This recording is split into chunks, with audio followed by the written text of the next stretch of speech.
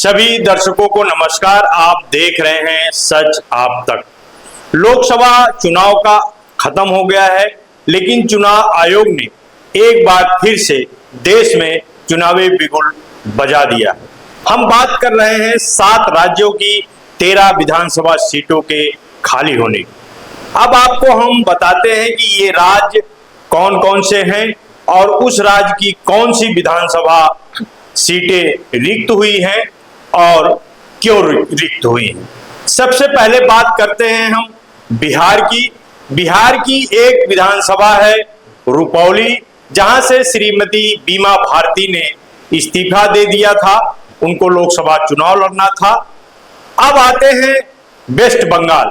Waste Bengal की 4 विधानसभा सीटों पर चुनाव होने हैं, जिसमें पहली विधानसभा है रायगंज, जहां से श्री कृष्णा कल्याणी के इस्तीफे के बाद सीट खाली हुई है।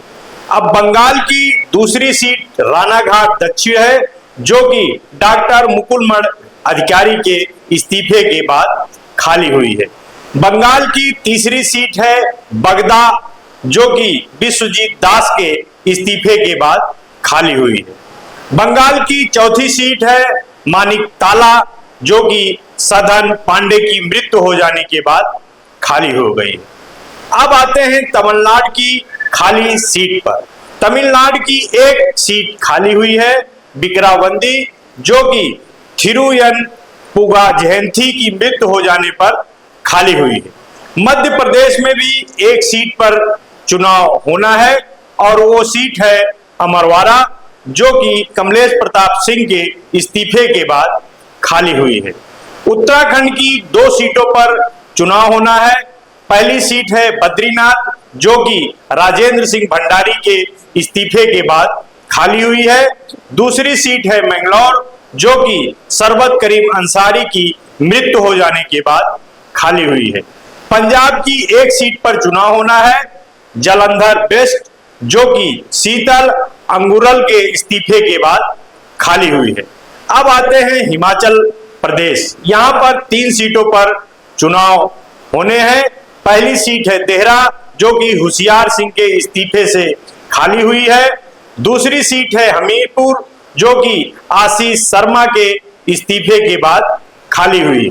तीसरी सीट है नालागढ़, जो कि KL ठाकुर के इस्तीफे के बाद खाली हुई है। 14/6/2024 को चुनाव का नोटिफिकेशन जारी होगा। 21/6/2024 को नामांकन की आखिरी तारीख होगी। 24/6/2024 को नामांकन पत्रों की जांच होगी। 26/6/2024 को नाम वापसी की अंतिम तारीख होगी। 10/7/2024 को मतदान होगा। 13/7/2024 को मतगणना होगी। ये रही देश के 7 राज्यों की 13 विधानसभा सीटों की बाई इलेक्शन के चुनाव आयोग की तैयारी। आज के लिए इतना ही। देखते रहिए सच आप तक। नमस्कार।